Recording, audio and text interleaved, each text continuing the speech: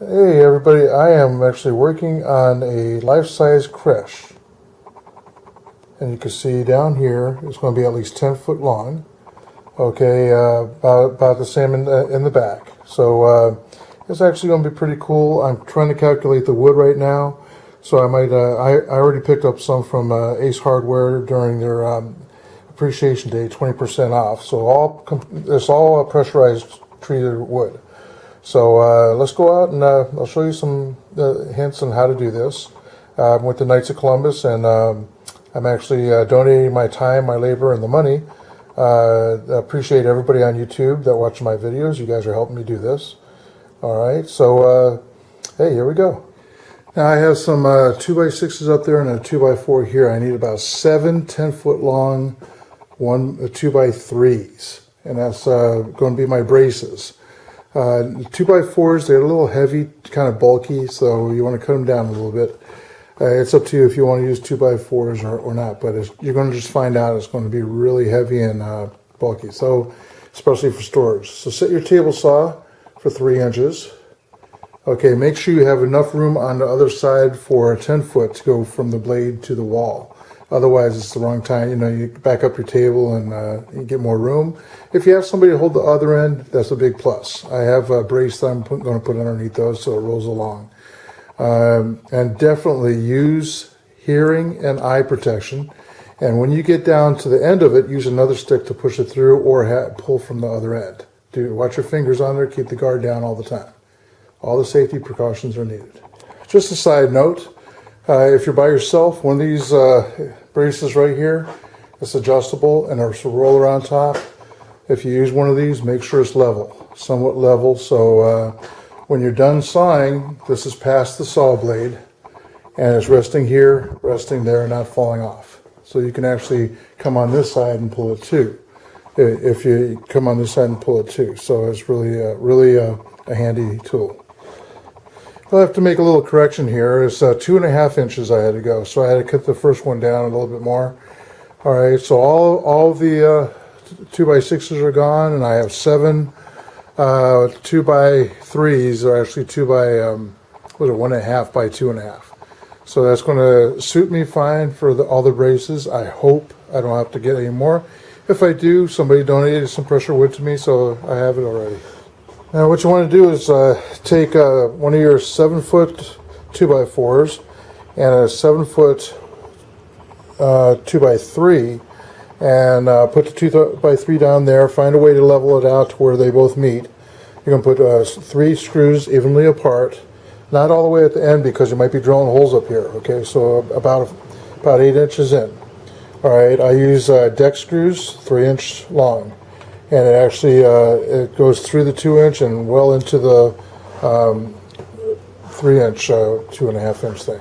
So that works good. So that's why I keep these wedges around. Now what you want to do is make 2 of these, but with the 3-inch one on the other end. Okay, one's going to be for one corner, one's going to be the other corner, both in the front of the creche. Now the front, let's see, the back corners that has the smaller of the 2x4 going across. I made a wedge in there for the 2x4 to sit into. But what I want to do is put an extra support in there to hold that up. So that's the idea of putting that in. Use 2 screws, 3-inch screws to go through if you want, or 2-inch screws are fine. All right, and we're going to leave the bottom alone. All right, so do this to 2 of them, one on each side. And remember, this is going to be one side where the 2x4 comes across this way, so you need to turn this over and do it on the other one. And that's the way they should look. Okay, this is going to be facing back on this, so this is going to give it more support. Okay, and then this one is on the inside on this side over here, where the other side of the 2x4 will come up here. So have them facing face to face, otherwise you won't have it right. Okay, this up here is the front brace, and that's the direction it's going to be, with this being the bottom, and that's flush along the bottom right there. Okay, so you're going to put 3 of them on, okay, with the center to this one here. All right, this is the back brace. Now the back brace is about a 1/2 inch off the top. Okay, let's go over here. It's at the 1/2 inch off the top. Okay, so it's a regular, I don't even know what these things are called. It just holds a 2x4 right in the slot.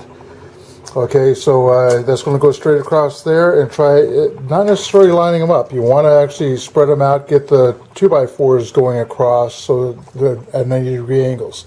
Then you anchor these guys down. All right, so and of course it doesn't look like it, but it is actually 90 degrees when these are all laying on the ground. All right, this is what the roof actually looks like. Okay, so 2x6 over there, that's going to be the front.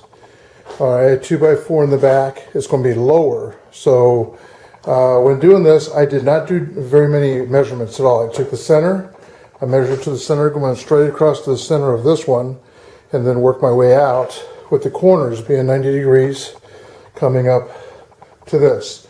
The wing on the outside is going to support the roof. All right, the plywood on top of the roof. So everything's at a perfect 90-degree angle. All right, not worried. This is not a house, so don't worry about 16 center to center or anything like that. All right, another thing is the distance of the hangers on the sides, I'll let you know. All right, these guys are sitting on the bottom of the 2x4. All right, these guys are about 1 inch off the bottom. All right, a 1/2 inch off the top. So, and now another thing to do is number these. There's 1, 2, 3, 4, 5 across. Come across 1, and on this one, 1, 2, 3, 4 going across. This is going to the corner.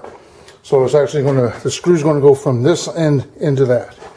And notice the wood is on an angle on the end.